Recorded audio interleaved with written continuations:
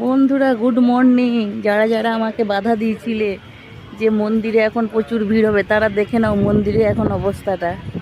আমি পুরো মন্দির দর্শন করে বেরিয়ে এলাম। 7টা 15-তে মন্দিরে ঢুকছিলাম, আর এখন বাজে 8টা। একটু বসে বসে আরাম করে করে বেরিয়েছি, তো তাই একটু সময় লেগে গেছে। আর যারা ফটো টটো তুলতে চাও তাদের তো আরও অনেক সময় লেগে যাবে। এই যে স্তম্ভ, এটা একটা এখনো যে উদ্বোধন হয়েছে।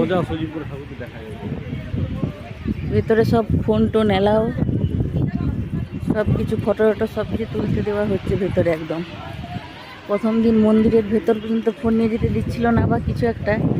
এই তো একদম গেট, এই চারপাশ সব আজকে একদম ফাঁকা। ফাঁকা বলতে সকাল বলে ফাঁকা, এবার যত বেলা বাড়বে লোক হয়তো আসবে।